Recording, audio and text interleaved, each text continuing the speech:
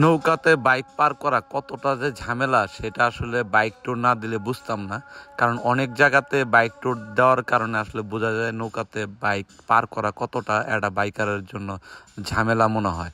আসলে ঝামেলা মনে হলে কিছু করার নাই, শর্টকাট রাস্তা যদি আপনি যেতে চান সেক্ষেত্রে আপনাকে এটা মানতেই হবে। সবচেয়ে বড় বিপদটা হলো যদি নৌকার মাঝি ভালো না হয় সেক্ষেত্রে আপনাকে অনেকটা কষ্ট করতে হবে। যেমন আমার জাদুকাঠা নদী পার হওয়ার সময় সেটা আমাকে অনেকটা কষ্ট দিয়েছে, কারণ এখানে মাঝিটা এরকম ভালো ছিল না। বাইক নামানোর সময় তার সাথে আমার অনেক তর্কতর্কি হয়ে যায় এখানে এক পর্যায়ে।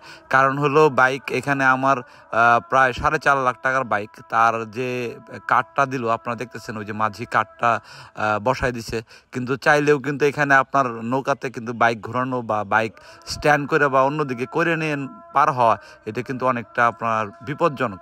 সেক্ষেত্রে আমরা এখানে দাঁড়ায় আছি, যেহেতু লোকজন নামতেছে, ওগুলো নেমে গেলেই আমরা হয়তো বা বাইক নামাবো। সেক্ষেত্রে আমরা অনেকক্ষণ দাঁড়ায় ছিলাম, মানে দাঁড়ায় আছে এই কারণে অনেক মহিলা মানুষ সামনে আছে যাতে করে তারা দ্রুত নেমে যায়। এখন ওই যে মাঝি আছে, মাঝিও পানিতে দাঁড়ায় আছে যাতে করে আমরা বাইকটা দ্রুত নামাই, সেক্ষেত্রে সে দাঁড়ায় আছে। কিন্তু আমি যখন বাইক নামাইতে গেলাম তখন পড়লাম আমার বিপত্তিতে, কারণ হলো বাইক নামানোর সময় দেখতেছি আমার চাকা পিছনেরটা ওইটাতে যাবে না। তো বাইক বলতেছে, মাঝি বলতেছে নামবে নামবে নামবে না কেন, মানে আমাকে ধমক সুরে বলতেছে। আমি বললাম ভাই বাইক কিন্তু এত সোজা জিনিস না যে আমি এখান থেকে চাইলে নামে ফেলবো। আর এদিকে মাঝি যে টাকা তুলে সেও বলতেছে অনেক বাইকাররা এখানে নামে, আপনি নামতে পারবেন না। কিন্তু আমি বললাম যে ভাই বাইকটা যদি পড়ে যায় সেক্ষেত্রে আমার জন্য ঝামেলা হবে। তো তারা শুনে কার কথা, তাদের এমন অ্যাটিটিউড আসলে বলার মতো না, জঘন্য ভাষা। তো কষ্ট করে ভাই বাইকটা নামাইলাম জাদুকাঠা নদী থেকে।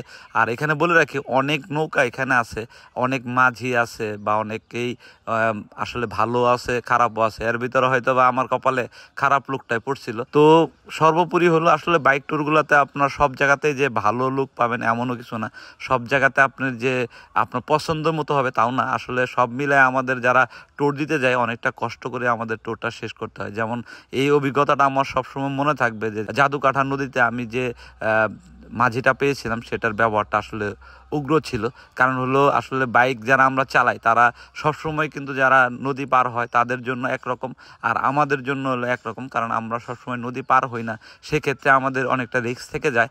বাইক নৌকাতে তোলা বা নামানো একটু আমাদের সমস্যা হতেই পারে, যেহেতু আমরা অনেক জায়গায় রাইড করি আর আমরা যেহেতু নৌকায় খুব কম উঠি, সেক্ষেত্রে আমাদের একটু ঝামেলা হতে পারে। সেটা নিয়ে আসলে মন খারাপের কিছু নাই।